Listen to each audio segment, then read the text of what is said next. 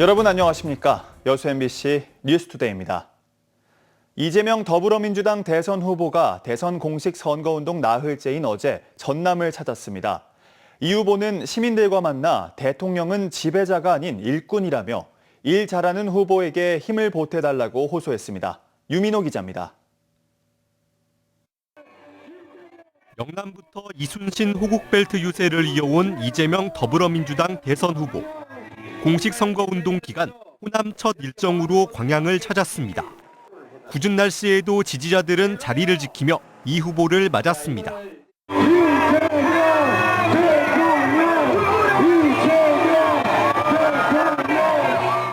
이 후보는 이순신 장군의 국난 극복과 조선의 역사로 운을 뗀 뒤 윤석열 전 대통령을 비판했습니다.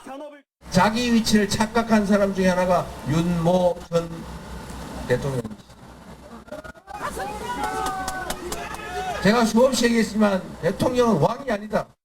중국발 위기를 겪는 철강 산업을 두고선 수소환원 제철 등 새로운 방식으로 돌파구를 찾아야 한다고 밝혔습니다. 정부가 산업 전환도 지원하고 또 관련 산업도 개편해서 우리가 방향이 결코 뒤처지지 않도록 정책적으로 확실하게 책임을 지겠습니다. 여수 이순신 광장에서 집중 유세를 이어간 이 후보. 영남과 호남 다를 바 없이 지역은 먹고 사는 문제로 고통받고 있다며 편갈라 싸우지 말자는 통합 메시지를 내놨습니다. 호남과 다를 바가 없어요. 똑같은 피해자들 아닙니까? 무능하고 무책임한 정권의 피해자이기는 마찬가지인데 왜 편을 나눠 우리 국민들이 싸웁니까? 순천으로 향한 이 후보는 내란 위기를 극복할 수 있었던 것 국민의 집단지성 덕이라며 충직한 도구, 일꾼이 될 자신을 지지해달라 호소했습니다. 이 후보는 순천을 끝으로 전남동부 유세를 마무리하고 목포로 이동해 일정을 이어갔습니다.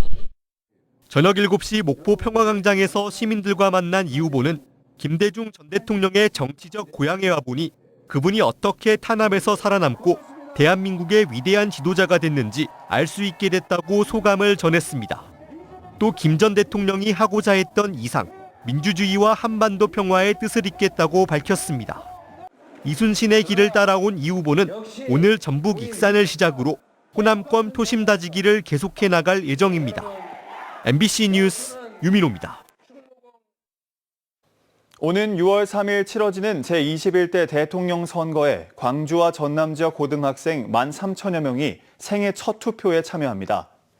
광주와 전라남도 교육청에 따르면 이번 선거에서 만 18세 이상 유권자에게 투표권이 부여돼 광주에서는 6,400여 명의 고등학생이, 전남에서는 6,800여 명의 학생 유권자가 투표에 참여할 것으로 보입니다. 시도교육청은 선거를 처음 경험하는 학생 유권자들이 투표에 빠짐없이 참여하도록 사전교육과 함께 선거법 위반 예방교육도 실시할 예정입니다. 전남의 빈집 문제가 갈수록 심각해지고 있죠. 10채 중 한두 채 정도 정비가 될 뿐 대부분은 사실상 방치되고 있는데요. 지자체 관리가 한계에 다다르자 정부가 역할을 확대하겠다고 밝혔는데 빈집 관리에 숨통이 트일지 주목됩니다. 최황지 기자입니다. 아기자기한 골목 귀퉁이, 무너져 내린 건물이 보입니다. 뒤엉킨 쓰레기와 폐기물은 금방이라도 쏟아질 것 같습니다. 너무 힘들어.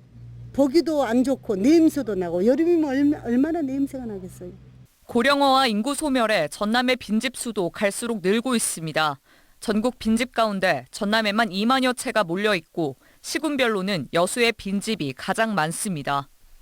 민원이 빗발치자 여수시는 처음으로 직권 철거에 나섰습니다. 건축물에 대한 사유재산권이 있기 때문에 빈집을 시에서 임의대로 철거를 하지 못하는 그런 불합리성이 있습니다. 그러다 보니 인근 주민들은 피해를 계속 받고 있고 시에서는 항의성 민원을 받고 있고. 여수시는 빈집 철거 외에 재활용하는 방안도 추진하고 있습니다. 이 빈집은 전망대로 재활용하는데 용지 매입과 리모델링에 1억 4천만 원이 들었습니다. 이렇게 활용해서 해보니까 굉장히 관광객들도 와서 좀 보고 그다음 이순장구 업적도 기를 수도 있고 그래서 여러 가지로 좋은 것 같아요. 전망대 벽면에는 주민들이 직접 벽화를 그릴 예정이고요. 아래쪽에는 작은 꽃밭이 조성될 것으로 보입니다. 골칫거리가 관광시설로 탈바꿈해 주민들의 만족도는 높지만 빈집 정비에 막대한 예산이 투입되는 건 지자체에게 부담입니다. 그러다 보니 전남도에서 정비되거나 철거되는 집은 10채 중 한두 채에 불과합니다. 결국 현실적으로 빈집을 방치할 수밖에 없는 겁니다. 이런 가운데 정부가 빈집 예산을 확대하는 등 지자체의 역할을 나누기로 했습니다. 지방이양된 사업이어가지고 행안부나 국토부나 농식품부에서 어느 정도 예산을 지원을 안 했었어요. 이 댁에서는 안 되겠다, 빈집 같은 경우. 그래서 국가에서 이제 이걸 하려고. 전남의 빈집은 고령화에 계속 늘고 있고 관련 민원도 끊이질 않고 있습니다. 올해부터 행안부가 빈집 전담팀을 본격적으로 꾸릴 것으로 보이는 가운데 빈집 정비에 활로가 트일지 주목됩니다. MBC 뉴스 최양지입니다. 2026 여수 세계선 박람회 조직위원회가 이달 말까지 실행계획 수립과 운영 대행을 위한 용역 계약에 나서는 등 본격적인 박람회 개막 준비에 들어갑니다. 선박람회 조직위원회는 최근 이사회를 열고 입장권 판매 시기와 제2회 추가 경정 예산안, 홍보대사 운영 규정과 참가국 지원 기준 등 선박람회 성공 개최를 위한 주요 안건들을 논의, 의결했습니다. 조직위는 특히 선박람회의 국제적 위상 제고를 위한 기후변화 대응 콘텐츠 강화와 지역업체의 준비과정 참여 방안 마련 등이 필요하다는데 의견을 모았다고 밝혔습니다. 여수시가 원도심의 쇠퇴 원인을 면밀히 분석하고 향후 지역 특성에 맞는 도시재생 목표와 과제를 도출하기 위한 용역을 추진합니다. 여수시는 올해 도시재생 전략계획 목표 기간이 끝남에 따라 2억 5,600만 원의 용역비를 들여 2035년까지 추진할 도시재생 사업의 비전과 목표를 재설정하고 새로운 사업 대상지를 발굴하겠다고 밝혔습니다. 여수시는 이번 용역을 통해 원도심의 쇠퇴 원인을 분석하고 여수형 도시재생 모델을 도출한 다음 각계각층의 의견을 수렴해 내년 8월까지 새로운 도시재생 전략 계획을 확정, 공고할 예정입니다. 조합이란 조합원 다수의 권익을 대변하고 더 나은 노동 환경을 만들기 위해 존재합니다.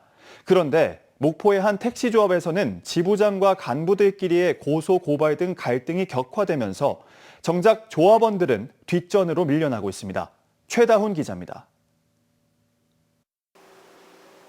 목포 시내 개인 택시 사업자 930여 명이 가입해 있는 전남 개인택시조합 목포시 지부. 지난 2023년 1월 1일 지부장이 새로 선출됐습니다. 취임 7달여 만에 진행된 2023년 상반기 감사. 지부장이 사용한 예산 300만 원의 내역이 불투명하다는 조합 내 간부의 고발로 법적 공방이 시작됐습니다.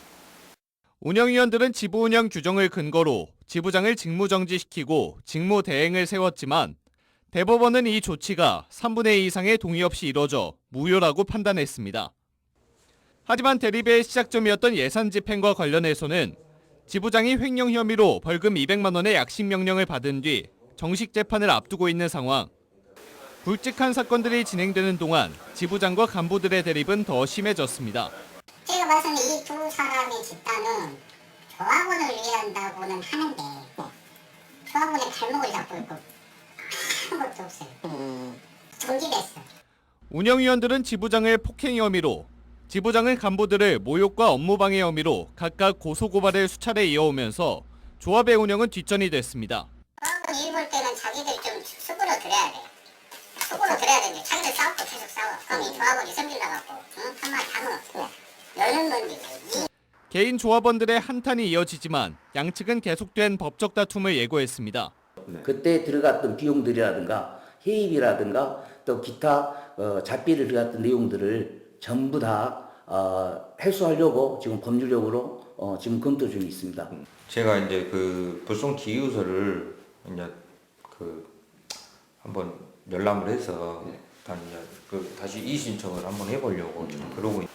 현 지부장의 임기는 2026년 12월까지. 하지만 이 같은 대립이 지속된다면 남은 임기 역시 조합원들을 위한 실질적인 역할은 기대하기 어렵다는 우려가 커지고 있습니다. MBC 뉴스 최다훈입니다. 12.3 비상계엄과 윤석열 전 대통령의 파면을 거치면서 5월 정신의 가치가 다시 주목받고 있습니다. 전남의 학생들은 5.18 민주화운동 당시 숭고한 희생을 감내했던 선배들의 뜻을 기리며 그날의 5월 정신을 되새기고 있습니다. 안준호 기자입니다. 1980년 5월 24일 광주에서 벌어진 계엄군의 무력 진압 소식이 인근 지역으로 퍼져나가던 그때 목포의 학생들도 거리로 나섰습니다.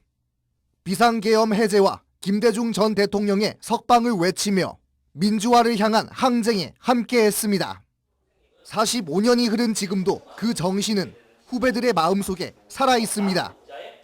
그런 독재 권력에 항거하다가 희생된 여러 시민들의 그런 역사가 그런 오늘의 우리를 구해주고 한 것이 아닐까 하는. 5.18 민주화 운동은 광주뿐 아니라 전남 곳곳에서 동시다발적으로 벌어졌습니다. 목포에서는 고등학생들이 직접 시위의 현장으로 나섰습니다. 목포고등학교 대표자 협의회는 목포 시내 13개 고등학교를 이끌며 조직적인 민주화 항쟁을 펼쳤습니다. 활발한 민주화 운동을 이끈 그런 공간이었는데요. 김대중의 정치적인 고향이 목포기도 하고요. 그리고 기독교, 개신교 세력을 중심으로 하는 유신 반대 운동이 활발하게. 학생들은 선배들의 숭고한 희생을 통해 민주주의의 중요성을 깨닫습니다. 민주주의를 위해 청소년들이 계엄군에게 죽을 수도 있는 상황에도 불의한 것을 보고 제가 저 나이라면은 이렇게는 못하겠다.